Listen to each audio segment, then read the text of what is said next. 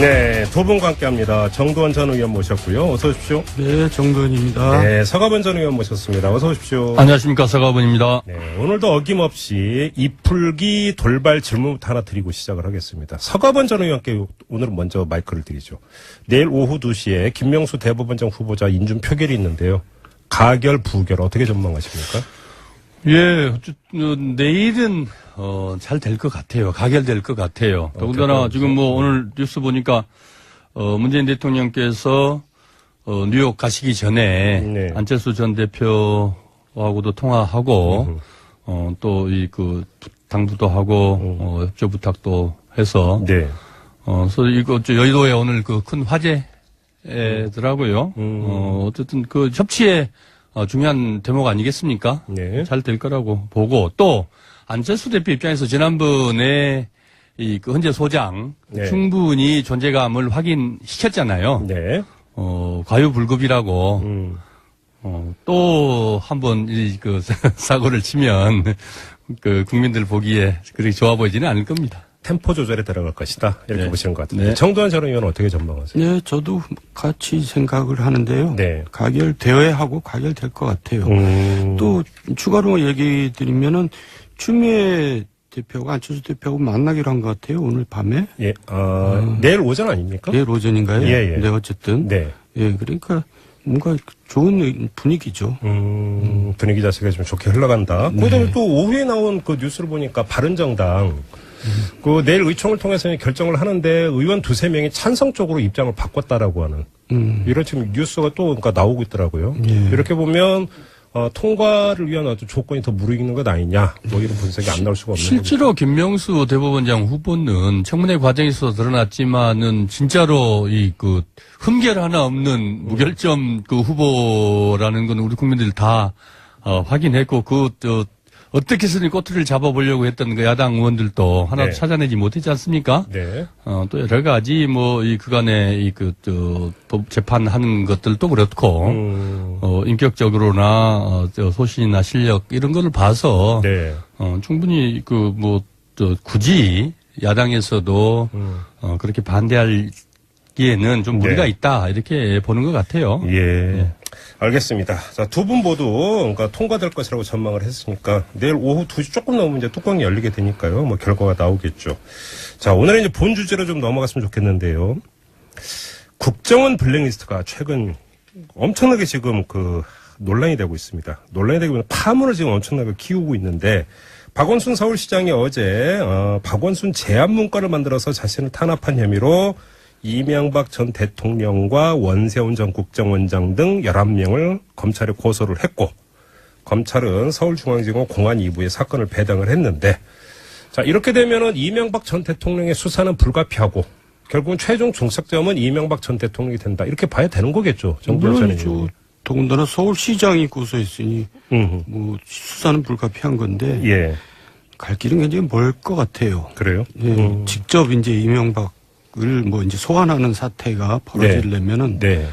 상당히 갈 길은 멀 것 같고 그런 걸 목표로 하고 가는 것 같아요. 제가 볼 때는. 그러면 내친 김에 일전에 이 관련해서 이야기를 했을 때 의원님께서 뭐라고 딱 말씀을 하셨냐면 과연 이명박 전 대통령이 방비를 안 해놨겠느냐. 해놨을 것이다라고 그러니까 전망을 하신 바가 있습니다. 분석을 하신 바가 있는데. 네. 평소에 그렇게 주도 면밀을 한 분이고. 네.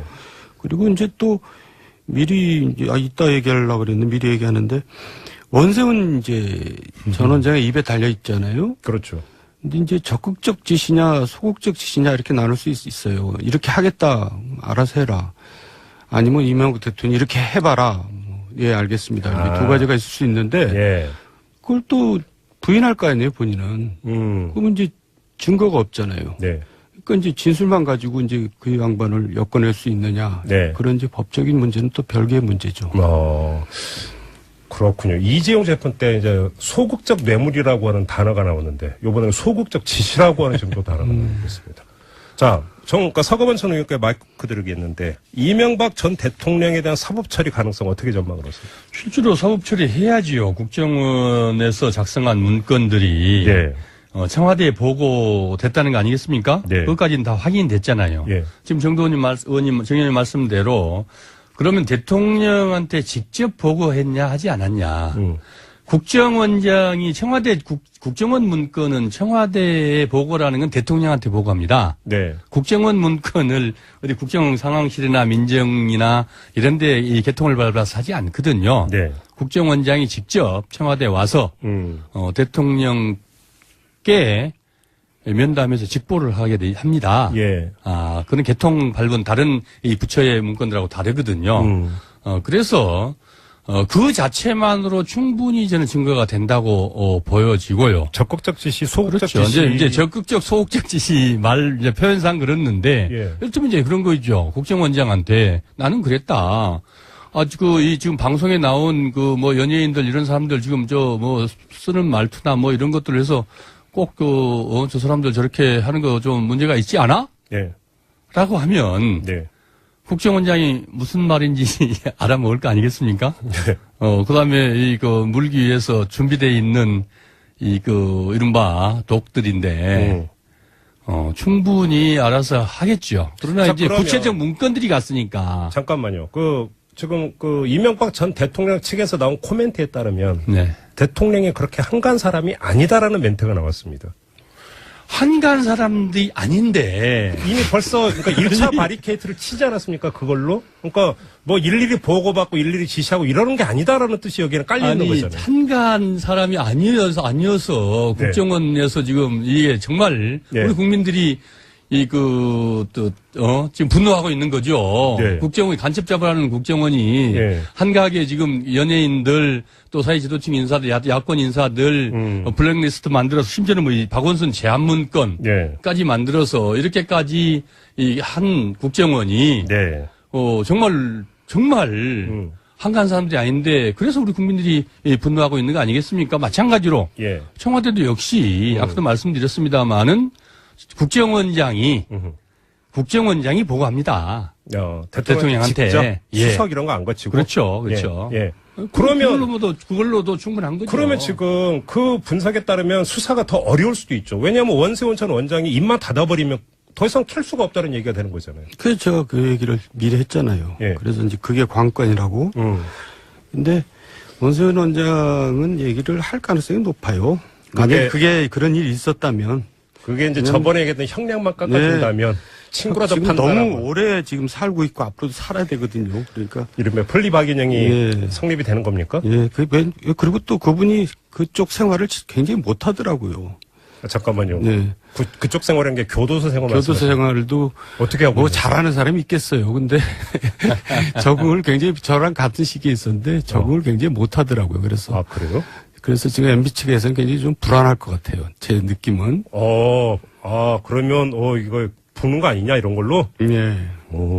그리고 또 좀 전에 얘기하셨잖아요. 그렇게 한가한 사람이 아니다. 네. MB 측에서는 그 정도는 대응 그렇게 나오죠. 당연히. 예. 그걸 가지고 예. 그 말이 그렇게 중요한 얘기 같지는 않은데요. 실제로 김묘아 씨 어디 조사받고 나와서 얘기한 그 깨알 같은 구체적인 사례들. 저도 좀 충격 먹었는데 그런 별별 것들, 내용이 그런 것들을 검찰에서 하나하나 분석하고 또 그 자료들을 보면은 예. 또 이제 수사 기법들이 또 있잖아요. 그 네. 사람들이 갖고 있는 검사들이 가지고 있는 네. 사실 좀 더 따지고 보면 박근혜 이 최순실 사건도 처음에 누가 이렇게 생각을 했습니까? 네. 그러나 진실은 밝혀지게 돼 있는 것이고 예. 죄는 죄를 지면은 네. 범죄 행위를 했으면 처벌받아야 되는 게 민주주의 국가 아니겠습니까? 또 그게 진실이 길게 있고요. 얘기를 듣다 보니까 만약에 원세훈 전 원장이 이명박 대통령이 시켰어요. 라고 만약에 진술을 하면 이 사법 처리에 있어서 수위가 지금은 원세훈 전 원장의 몸통 머리가 돼 있는 거 아닙니까? 아직까지는. 근데 MB가 시켜서 했는데요라고 하는 순간에 갑자기 머리가 가슴이 되고 그래서 형량이 좀 깎이고 이럴 수 있는 건가요? 그러니까 진술만 가지고 이제 판결을 내리기가 쉽지는 않다는 거죠. 그래요? 당연히 부인할 거 아니에요. MB 측에서는. MB 쪽에서? 네. 그런데 이제 문제는 여기서 이제 진실의 신빙성 이제 그 사법적으로 판단을 하게 되겠죠. 그렇게 된다면. 그러니까 우리가 이제 상식적으로 생각하는 거하고 네. 재판하고는 또 많이 차이가 있습니다. 알겠습니다. 그런데 지금 바른정당의 정병국 의원이 라디오 인터뷰에서 정치 보복이라고 하는 주장을 다시 했습니다. 그러면서 피는 피를 부른다. 이런 표현까지 썼는데 이런 시각 서가번 전 의원은 어떻게 보세요? 이게 이제 실제로 이제 본인들이 저질렀던 일이잖아요. 네. 사실. 그런데 이 건은 지금 경우가 전혀 다르지 않습니까? 네. 국정원에서 댓글 사건으로 대선에 개입해서 이 문건 이제 이 시작이 된 건데, 그걸 조사하다 보니까 지금 하나하나 나왔고, 이 블랙리스트도 그래서 나온 거 아니겠습니까? 예. 그러면은 지금 김미화 씨나 박원순 시장이나 또 문성근 씨나 이런 분들이 그러면 뭐 청와대하고 이 정권하고 다 공모해서 네. 지금 이것을 이 사법적으로 문제 삼고 있는 게 아니잖아요. 개인의 인권, 네. 개인이 정치적으로 또 인격권까지 무시당하고 침해당하면서 네. 이렇게 일어난 사건인데 한 개인들이 고소한 건을 가지고 이 정권 차원으로 몰고 정치 보복으로 몰고 가는 것은 네. 그것은 너무 과한 거죠. 그래요? 예. 근데 지금 MB 측근은 또 어떤 얘기까지 했냐면 박근혜 전 대통령을 둘러싼 적폐청산은 이해를 하겠는데 왜 전 정권까지 캐느냐. 그러니까 아까 말씀드렸듯이 네. 이게 박구 전 정권 이명박 정권 때 네. 원세훈 국정원장이 네. 이제 급기야는 대선 개입까지 한 거 아닙니까? 네. 그래서 그게 그때 당시에 이미 문제가 됐었고 그것이 지금까지 재판에 계속 계류되어 왔잖아요. 예. 진행되어 온 사건 아닙니까, 지금. 현재 진행되고 있는 사건 아닙니까? 네. 그래서 그 사건을 지금 재판을 하는 과정에서 이 이제 블랙리스트까지 결국 나오게 된 거잖아요. 예. 이거를 그냥 난데없이 뜬금없이 예. 이 문건 하나를 갖고 지금 흔들고 있는 게 아니고 과거 자기들처럼 예. 이게 지금 재판 과정에서 네. 박근혜 때 진행되어 오던 재판 과정에서 지금 이게 이 나온 건들인데 그거를 이 정권 차원에 지금 현재 문재인 정권으로 보복으로 돌리는 것은 예. 정말 적반하장이죠. 알겠습니다. 정도원 전 의원은 어떻게 생각하세요? 아니, 전 정권이 아니라 전전 정권, 뭐, 전전 정권도 뭐 잘못된 일 있으면 바로 잡아야죠. 네. 그리고 이제 김미아 씨 같이 구체적인 뭐 잘못이 있으면 또 그것도 형을 받을 사람 받고 그래야 되는데. 네. 정명국 의원 얘기는 뭐냐면 기본적으로 노무현 대통령의 죽음에 대한 거기에 대한 보복 심리가 밑에 깔려 있다 그 얘기예요. 한풀이다? 예, 한풀이가 깔려 있죠. 그래서 이제 전체적인 얘기를 하는 겁니다. 이거를 네. 덮고 넘어가자는 얘기가 아니고. 예. 그래서 지금 온통 과거 지향적이에요. 지금 우리 정권이 처음에는 뭐 잘 나가는 것 같더니 네. 미래가 안 보여요. 네. 미래에 대한 얘기들이 적고 그리고 통합과 화해로 가야 되는데 네. 지금 갈등과 분열로 가고 있잖아요. 그걸 지적하는 거고 여기서 제가 이제 꼭 하고 싶은 얘기는 뭐냐면 노무현 대통령이 돌아가시면서 유서에 뭐라고 남겼냐면 누구도 원망하지 마라. 네. 이렇게 남겼어요. 그러면 그거를 그 뜻을 받아들여야죠. 근데 내가 보면은 노무현을 이제 추모하고 또 소위 친문 세력이라고 하는 사람들은 그런 보복 심리가 그냥 막 부부 끓고 있더라고요. 그건 사실이죠. 아니 근데 이 건은 아까도 말씀을 드렸습니다마는 노무현 전 대통령의 노자도 안 나오는 건이거든요. 네. 이걸 가지고 자기들의 이 잘못들 또 이런 것들을 덮기 위해서 예. 이 전가의 보도처럼 노무현 대통령을 끌어들여서 죽음까지 끌어들여서 네. 자기들이 자행한 것을 가지고 잘못했다고 그러면 잘못했다고 사과를 해야죠. 예. 그 사건을 가지고 이걸 대서 그 보복을 하고 있다라고 하는 거는 정말 그건 또 다른 범죄 행위입니다. 알겠습니다. 그렇지 않습니까? 그러면 제가 그 정도원 전 의원께 이렇게 한번 질문을 바꿔서 드려볼게요. 이명박 정부가 이제 실용 정부를 자처를 하지 않았습니까? 그럼 실용적 관점에서 한번 그 질문을 드려보겠는데 옳고 그름을 떠나서 자 상황이 이 지경까지 오지 않았습니까? 국정원의 블랙리스트가 다 공개가 됐고 어떤 짓을 했는지가 지금 하나둘씩 공개가 되고 있는 상황이고 여기서 덮을 수 있겠습니까? 아니 저는 덮자는 얘기는 아니에요. 근데 하여간 예. 아쉽다는 얘기죠. 왜 미래 얘기가 왜 없냐 이거예요. 예, 이 정부가 지금 이제 한참 할 일이 많은데 과거 얘기들 뿐이에요. 그게 저는 불만이라는 거죠. 예. 뭐 덮자는 얘기는 아닙니다. 저도 피해자입니다. 저도 정치 사찰 당해가지고 네. 정말 저도 이제 나중에 이제 이것도 나올 것 같아요. 정치인 그래요? 사찰도, 예. 민간인 사찰도 이 자리에서 나오고. 어떻게 사찰당하시는지 조금만 좀 말씀을 해주시지. 아니, 그 이제 사찰이라는 게 그 주변을 뒤지는데 결국 주변을 뒤지다가 저한테 들켰죠. 어디까지 왜냐면 뒤졌대요? 뭐 저 음식점, 술집 뭐 다 찾아다니고. 의원님이- 심지어는 저기 그 정태근 의원 같은 경우는 부인 회사를 그냥 풍지 박산을 내버렸어요. 네. 뭐 세무 사찰을 하고 검찰 조사를 하고 다 무죄 나오고 다 뭐가 나왔는데 그래서 심지어는 부인이 심장병 수술까지 할 정도로 그래요? 예, 남경필 의원도 부인 회사 뒤졌다는 예, 얘기는 그게 결국 이제 이혼까지 이르게 되는 또 빌미가 되기도 했는데 예. 하여간 개인을 그렇게 가정까지 파탄을 내는 거죠. 예. 그럼 근데- 의원님 같은 경우는 의원님이 이제 그 근데 저는요, 예. 제 일에 대해서 파헤쳐서 저 그거를 처리해달라고 그렇게 하고 싶지 않아요. 왜요? 왜냐면 저는 그냥 용서했어요.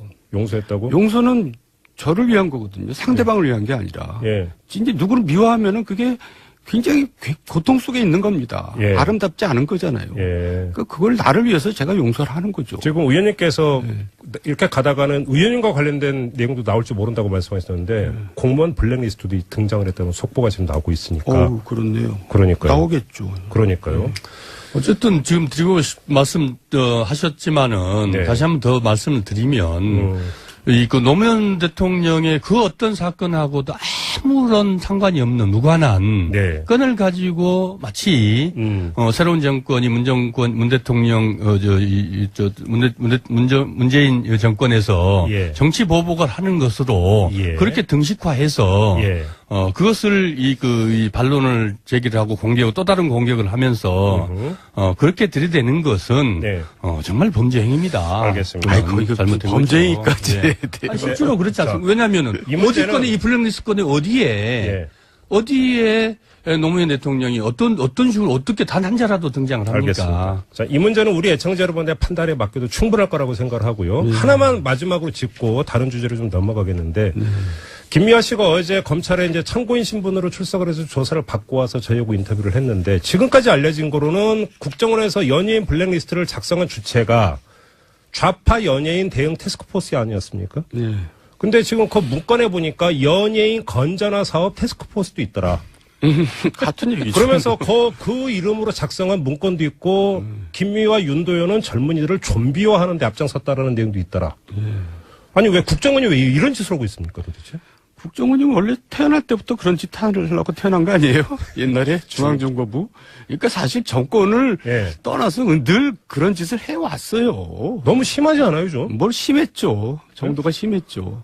그러니까 그게 지금 연예인뿐만 아니고 네. MBC 정상화 전략 및 추진 방안, 네. KBS 조직 개편 이후에 인적 쇄신 추진 방안 네. 이런 문건들까지 지금 국정원을 작성해서 네. 나왔고 그래서 이제 그러면서 KBS, MBC들을 그냥 그야말로 풍비박산을 만들어 놓고 그랬던 거 아니겠습니까? 예. 그러니까 이게 한 개인들뿐만이 아니고 예. 언론 조작 네. 탄압을 위해서 결국 아주 조직적이고 치밀하게 가장 헤드쿼터에 국정원이 관여한 거죠. 근데 저는 좀 뭐한 게 이명박 정부에서 가장 큰 스캔들 가운데 하나가 민간인 불법 사찰 사건 아니었습니까? 네. 근데 그것의 주체는 국정원이 아니라 총리실이었단 말이죠. 국정원 저거죠. 그 이제 총리실 윤리지원관실. 예. 윤리지원관실에서 사찰의 어떤 그 실무 주역은 총리실이었는데 국정원도 똑같은 짓거리를 하고 있었던 것 아닙니까? 그러면 다 이게 한통속이죠. 범정부적으로 지금 그 국민들을 상대로 적으로 삼고 지금 사찰하고 뒷조사하고 대응 문건 만들고 이랬다는 얘기잖아요. 그거를 이제 청와대에서 총괄 지휘를 했죠. 청와대 어디였습니까? 그것도 노동비서관이 했잖아요. 그 당시. 이영호 노동비서관. 예, 예. 그러니까 윤리지원관실이 인원이 그렇게 많지 않아요. 그러니까요. 그러니까 이제 국정원하고 다 협업을 했겠죠. 네. 이제 총괄은 총리실에서 청와대에서 했고. 그러니까요. 그러니까 이런 것들을 가지고 그러니까 국정원 단위, 총리실 단위로 지금 그 접근에 들어갈 문제가 아니라 정권 차원에서 접근에 들어가면서 조망을 하고 캐내야 되고 사부 처리를 해야 되는 것 아니겠습니까? 그렇게 본다면. 저는 사법 처리하지 말자는 얘기가 아니라니까요. 사법 처리 하는데 네. 미래도 우리 빨리 많은 얘기를 하고 일을 하자 이런 얘기예요. 지금 미래는 안 보여서 제가 답답해서 하는 얘기예요. 알겠습니다. 지금 경제 안보 문제 얼마나 시급한 게 많습니까? 알겠습니다. 이 정도로 가름을 하고요. 또 하나 지금 불거진 현안 하나 짚어보도록 하죠. 문재인 정부의 외교 안보 라인을 놓고 지금 보수 야당이 총공세에 나선 것 같은데 문정인 통일외교안보특보에 대해서 송영무 국방장관이 학자 입장에서 떠든다, 개탄스럽다. 국회에 답변에서 이런 말을 했고요. 청와대에서 엄중 주의를 줬고 또 본인은 일단 사과를 하기는 했는데 송영무 장관의 이런 발언, 그 적격성 서가번 의원이 어떻게 평가하세요? 잘못된 거죠. 이거는 그러니까 이 그 국방부 장관 입장에서 이 그 대북 관련돼서 강경한 입장을 취하고 네. 대응하는 것은 뭐 국방부 장관이니까 당연 그럴 수 있죠. 네.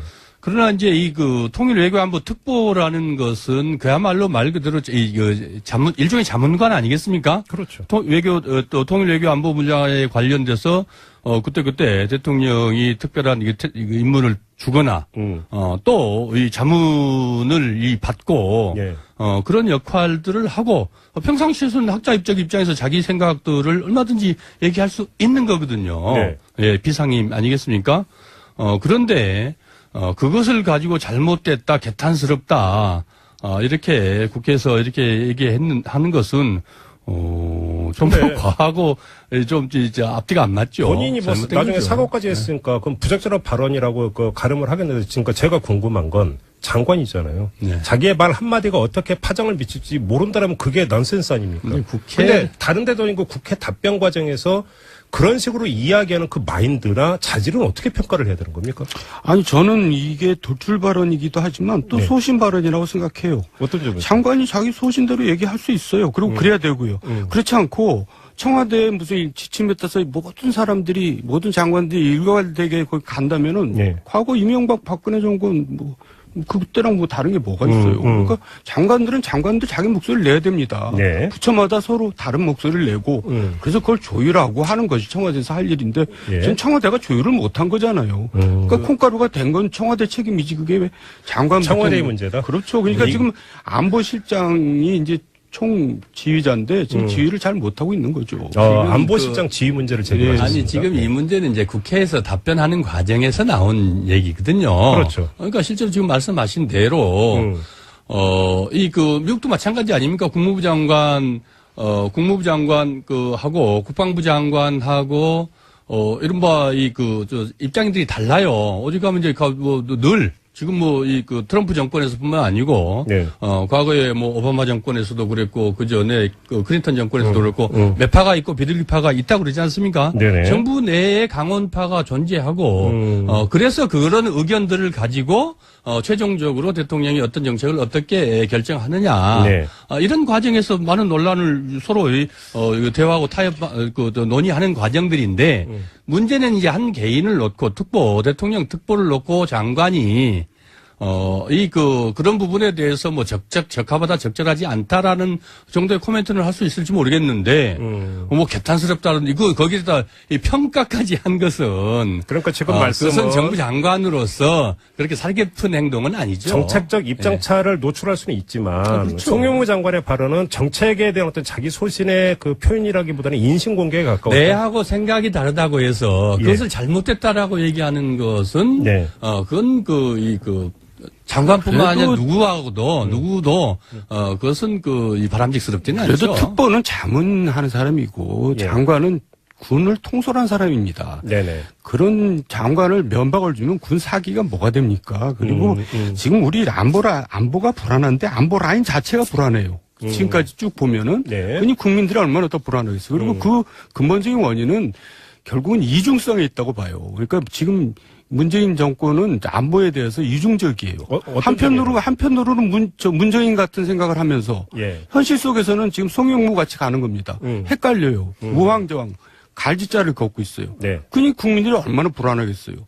그러니까 그런 이중성에서 벗어나야 돼요. 안보가 왜 이중적이어야 돼요. 그러니까 지지자들한테 의식해서 문정인처럼 송년을 생각하고 있고 네. 현실 속에서 어쩔 수 없이 송영무처럼 가고 있고 이런 이중적인 거는 지금 안보 불안을 이중적인 게 가중시킨다고 아니고요. 정책 자체가 대북 정책 지금 이제 미사일을 쏘고 핵실험까지 해서 네. 이 돌발 상황이고 특수한 상황들이 발생돼서 그런 것이지 실제로 문재인 정권의 대북 정책이라는 게 제재와 대화를 병행하는 거 아니겠습니까? 그건 잠깐만요. 어떠한 경우에도 예. 어떠한 경우 전시에도 전쟁을 하면서도 이 그 대화의 끈은 놓쳐서는 안 되는 게 이거 국제관계 외교 관계 아니겠습니까? 국제 관계고 잠깐만요. 또 남북 제가 관계기도 하고 그럼 그렇습니다. 다시 한번 그럼 정리해서 예. 질문을 드릴게요. 그러니까 정도원 전 의원께서 제기하는 문제 중에 하나는 안보 문제 같은 경우에 있어서 컨트롤 타워의 문제를 제기를 했습니다. 특히나 안보 문제라고 한다면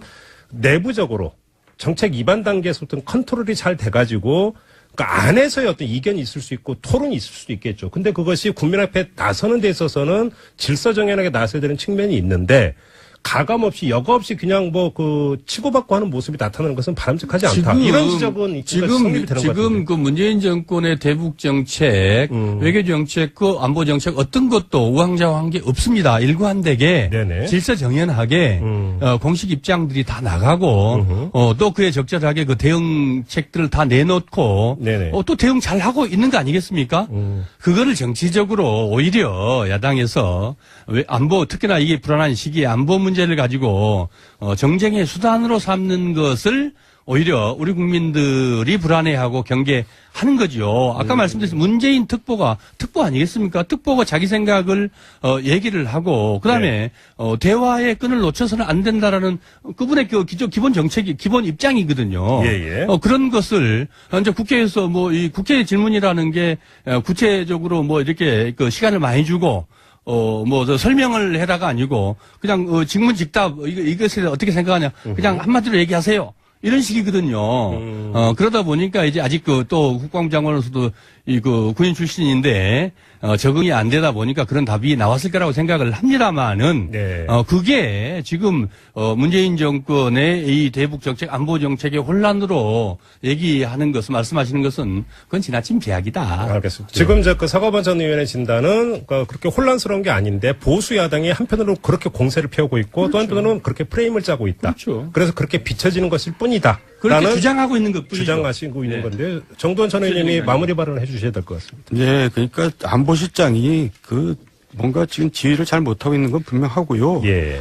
또 문정인 특보가 한미 군사훈련을 축소해야 된다고 얘기를 해놓고는 이제 거기에 대해서 문제가 되니까 개인 의견이다. 특보가 어떻게 개인입니까? 이러놓고 국민들을 우롱하는 거죠. 지금 안보 문제는 진짜 심각한데 또 안보 라인은 진짜 더 심각합니다. 그래요? 네. 혼란이 맞다 이런 말씀이시죠? 네, 네. 알겠습니다. 오늘 직설이 좀 상당히 뜨거웠습니다. 네, 알겠습니다. 자, 이렇게 마무리하면서 두 분과 인사 나누겠습니다. 서가번 전 의원, 정도원 전 의원 두 분과 함께했습니다. 고맙습니다. 수고하셨습니다. 수고하셨습니다. 오후 2시 조금 넘으면 이제 뚜껑이 열리게 되니까요. 뭐 결과가 나오겠죠.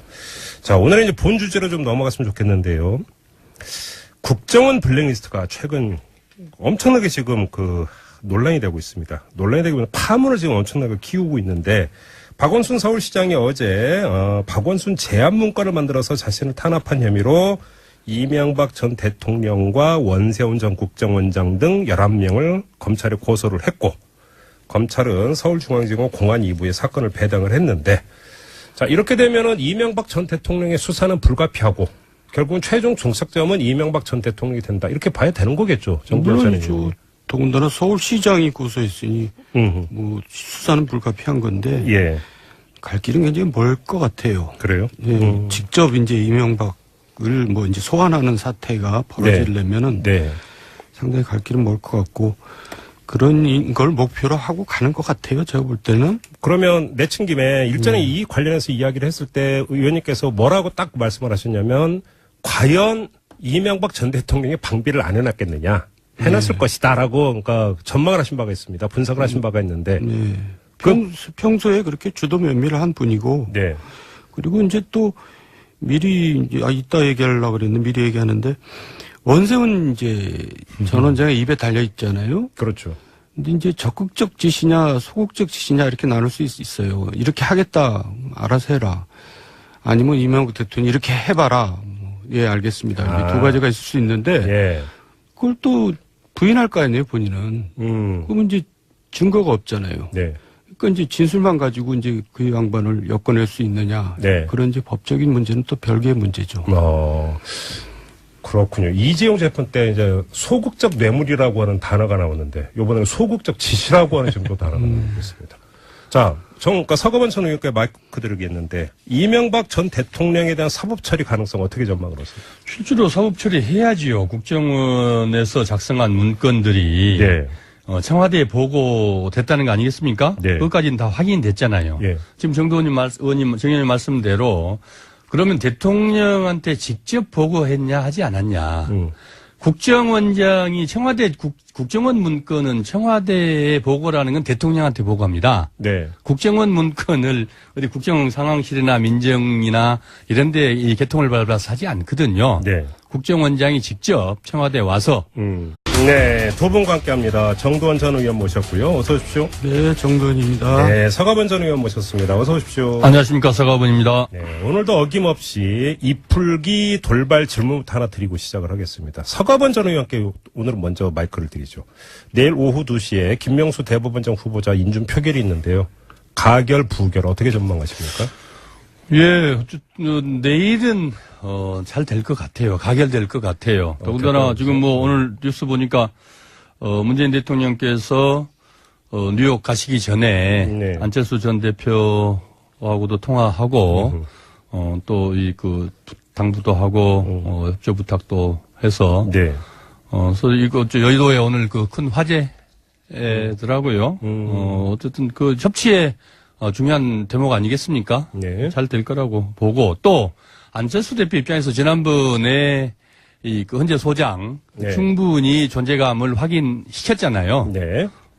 과유불급이라고 또 한번 이 그 사고를 치면 그 국민들 보기에 그렇게 좋아 보이지는 않을 겁니다. 템포 조절에 들어갈 것이다. 이렇게 네. 보시는 것 같은데. 네. 정도원 전 의원은 어떻게 전망하세요? 네, 저도 같이 생각을 하는데요. 네. 가결되어야 하고 가결될 것 같아요. 또 추가로 얘기 드리면은 추미애 대표가 안철수 대표하고 만나기로 한 것 같아요. 오늘 밤에. 예, 내일 오전 아닙니까? 내일 오전인가요? 예, 예. 네, 어쨌든. 네. 예, 그러니까 뭔가 좋은 분위기죠.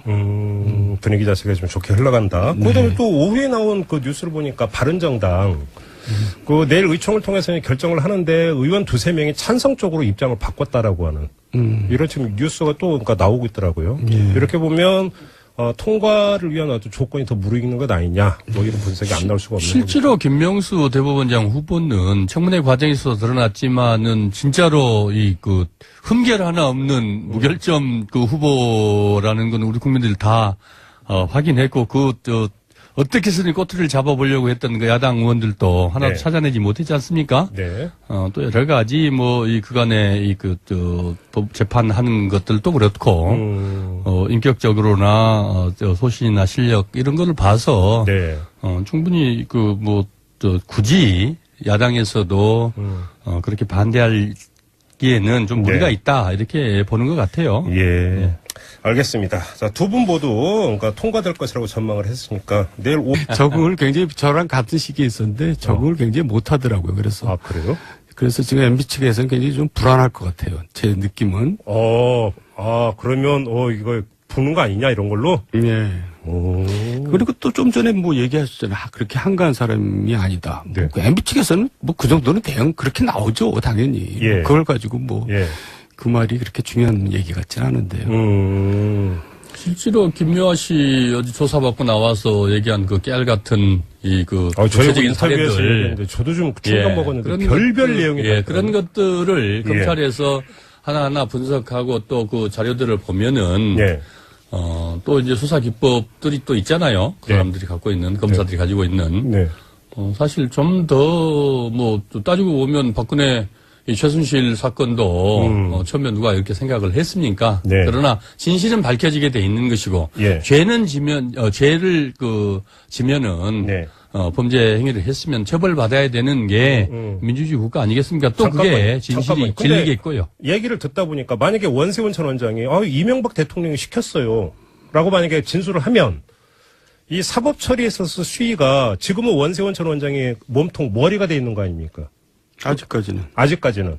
근데 MB가 시켜서 했는데요라고 하는 순간에 갑자기 머리가 가슴이 되고 그래서 형량이 좀 깎이고 이럴 수 있는 건가요? 그러니까 진술만 가지고 이제 판결을 내리기가 쉽지는 않다는 거죠. 그래요? 당연히 부인할 거 아니에요. 저 MB 쪽에서는. MB 쪽에서. 네.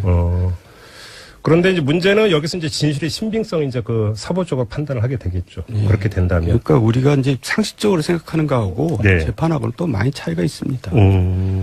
알겠습니다. 그런데 지금 바른정당의 정병국 의원이 라디오 인터뷰에서 정치 보복이라고 하는 주장을 다시 했습니다. 그러면서 피는 피를 부른다. 이런 표현까지 썼는데 이런 시각 서가번 전 의원은 어떻게 보세요? 이게 이제 실제로 이제 본인들이 저질렀던 일이잖아요. 네. 사실. 그런데 이 건은 지금 경우가 전혀 다르지 않습니까? 네. 국정원에서 댓글 사건으로 대선에 개입해서 이 문건 이제 이 시작이 된 건데, 그걸 조사하다 보니까 지금 하나하나 나왔고, 이 블랙리스트도 그래서 나온 거 아니겠습니까? 예. 그러면은 지금 김미화 씨나 박원순 시장이나 또 문성근 씨나 이런 분들이 그러면 뭐 청와대하고 이 정권하고 다 공모해서 네. 지금 이것을 이 사법적으로 문제 삼고 있는 게 아니잖아요. 개인의 인권, 네. 개인이 정치적으로 또 인격권까지 무시당하고 침해당하면서 네. 이렇게 일어난 사건인데 한 개인들이 고소한 건을 가지고 이 정권 차원으로 몰고 정치 보복으로 몰고 가는 것은 네. 그것은 너무 과한 거죠. 그래요? 예. 근데 지금 MB 측근은 또 어떤 얘기까지 했냐면 박근혜 전 대통령을 둘러싼 적폐청산은 이해를 하겠는데 왜 정권까지 캐느냐. 그러니까 아까 말씀드렸듯이 예. 이게 전 정권 이명박 정권 때 예.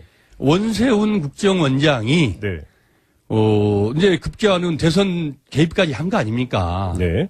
그래서 그게 그때 당시에 이미 문제가 됐었고 그것이 지금까지 재판에 계속 계류되어 왔잖아요. 예. 진행되어 온 사건 아닙니까, 지금. 현재 진행되고 있는 사건 아닙니까? 네. 그래서 그 사건을 지금 재판을 하는 과정에서 이제 블랙리스트까지 결국 나오게 된 거잖아요. 예. 이거를 그냥 난데없이 뜬금없이 예. 이 문건 하나를 갖고 지금 흔들고 있는 게 아니고 과거 자기들처럼 예. 이게 지금 재판 과정에서 네. 박근혜 때 진행되어 오던 재판 과정에서 지금 이게 이 나온 건들인데 그거를 정권 차원에 지금 현재 문재인 정권으로 보복으로 돌리는 것은 예. 정말 적반하장이죠. 알겠습니다. 정도원 전 의원은 어떻게 생각하세요? 아니, 전 정권이 아니라 전전 정권, 전전 정권도 뭐 잘못된 일 있으면 바로 잡아야죠. 네. 그리고 이제 김미아 씨 같이 구체적인 잘못이 있으면 또 그것도 형을 받을 사람 받고 그래야 되는데. 네. 정병국 의원 얘기는 뭐냐면 기본적으로 노무현 대통령의 죽음에 대한 거기에 대한 보복 심리가 밑에 깔려 있다 그 얘기예요. 한풀이다? 예, 한풀이가 깔려 있죠. 그래서 이제 전체적인 얘기를 하는 겁니다. 이거를 네. 덮고 넘어가자는 얘기가 아니고. 예. 그래서 지금 온통 과거 지향적이에요. 좀 우리 정권이 처음에는 잘 나가는 것 같더니 네. 미래가 안 보여요. 네. 미래에 대한 얘기들이 적고 그리고 통합과 화해로 가야 되는데 네. 지금 갈등과 분열로 가고 있잖아요. 그걸 지적하는 거고 여기서 제가 이제 꼭 하고 싶은 얘기는 뭐냐면 노무현 대통령이 돌아가시면서 유서에 뭐라고 남겼냐면 누구도 원망하지 마라. 네. 이렇게 남겼어요. 그러면 그걸 대통령께 면담에서 직보를 하게 합니다. 예. 그는 개통 밟은 다른 이 부처의 문건들하고 다르거든요. 그래서 그 자체만으로 충분히 저는 증거가 된다고 보여지고요. 적극적 지시, 소극적 그렇죠. 지시. 이제 적극적, 소극적 지시 이제 표현상 그랬는데, 예. 좀 이제 그런 거 있죠. 국정원장한테 나는 그랬다. 지금 방송에 나온 연예인들 이런 사람들 지금 쓰는 말투나 이런 것들 해서 꼭 저 사람들 저렇게 하는 거 좀 문제가 있지 않아? 예. 라고 하면, 네. 국정원장이 무슨 말인지 알아먹을 거 아니겠습니까? 네. 그 다음에 물기 위해서 준비되어 있는 이른바 독들인데, 충분히 알아서 하겠죠. 그러나 자, 이제 그러면 구체적 문건들이 갔으니까. 잠깐만요. 지금 이명박 전 대통령 측에서 나온 코멘트에 따르면 네. 대통령이 그렇게 한간 사람이 아니다라는 멘트가 나왔습니다. 한가한 사람들이 아닌데. 이미 벌써 그러니까 1차 바리케이트를 치지 않았습니까? 그걸로? 그러니까 뭐 일일이 보고받고 일일이 지시하고 이러는 게 아니다라는 뜻이 여기에는 깔려 있는 아니, 거잖아요. 한가한 사람이 아니어서 네. 국정원에서 지금 이게 정말 네. 우리 국민들이 지금 분노하고 있는 거죠. 네. 국정원이 간첩 잡으라는 국정원이 네. 한가하게 지금 연예인들 또 사회 지도층 인사들, 야권 인사들 블랙리스트 만들어서 심지어는 뭐 이 박원순 제한문건까지 네. 만들어서 이렇게까지 이 한 국정원이 네. 정말 한가한 사람들이 아닌데 그래서 우리 국민들이 분노하고 있는 거 아니겠습니까? 마찬가지로 예. 청와대도 역시 아까도 말씀드렸습니다마는 국정원장이 보고합니다. 대통령한테. 직접 예. 수석 이런 거 안 거치고. 그렇죠, 그렇죠. 예. 예. 그러면 그걸로도 충분한 거죠. 그러면 지금 그 분석에 따르면 수사가 더 어려울 수도 있죠. 왜냐하면 원세훈 전 원장이 입만 닫아버리면 더 이상 캘 수가 없다는 얘기가 되는 거잖아요. 그래서 제가 그 얘기를 미리 했잖아요. 예. 그래서 이제 그게 관건이라고. 근데 원세훈 원장은 얘기를 할 가능성이 높아요. 만약에 그게 그런 일이 있었다면. 그게 이제 저번에 얘기했던 형량만 깎아준다면 친구라도 지금 판단하고. 너무 오래 지금 살고 있고 앞으로도 살아야 되거든요. 그러니까. 이른바 플리바게닝이 예. 성립이 되는 겁니까? 예, 그리고 또 그분이 그쪽 생활을 굉장히 못 하더라고요. 잠깐만요. 네. 그쪽 생활한 게 교도소 생활 교도소 말씀하시죠? 생활도 어떻게 하고 뭐 있어요? 잘하는 사람이 있겠어요. 근데